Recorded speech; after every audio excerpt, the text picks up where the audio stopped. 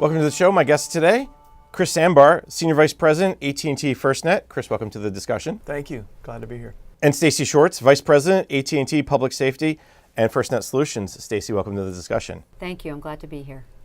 I want to begin the discussion today around FirstNet and the specific mission. I think a lot of people have heard of FirstNet. It's been around really since 2012 as when Congress established the program. The contract was awarded in March 2017. And I think we, in the federal community, but even the broader than just the federal community, I think a lot of people have heard the term FirstNet. But what is FirstNet? What does it really mean? What does it really do beyond the idea of a public safety communication? So, Stacy, maybe kick off with the mission of FirstNet. You mentioned 2012 as a start date, but it was really born out of what we experienced in 9/11.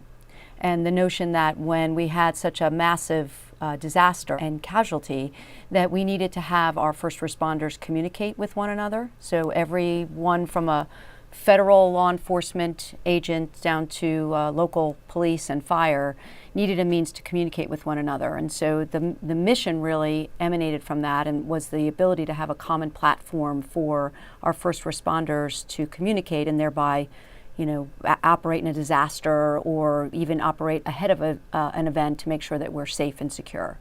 So that's the mission, is really to enable or empower our first responders, emergency responders, to do their job and keep us all safe. Chris, jump in here a little bit about the current status of FirstNet. You guys have made a ton of progress over the last year and a half or so. Where are we now? What kind of progress are you seeing? The first year of the program, which was 2017, was really determining whether the states wanted to participate, because each state had to make the decision whether they want to participate. It was the governor's sole decision.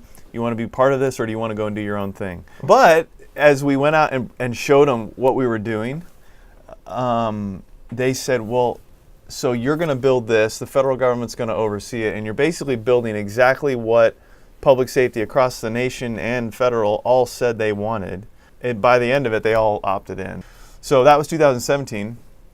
In early 2018, the first big thing that we needed to deliver on this program was what we call the physically separate core network. We had to build an entirely separate core for FirstNet, as if we were standing up a brand new wireless carrier. That was very expensive, very time consuming. It took us a year to do it. That was how long the contract allotted us to do it. And that's what we set up. Couple key points, I think, to reference here.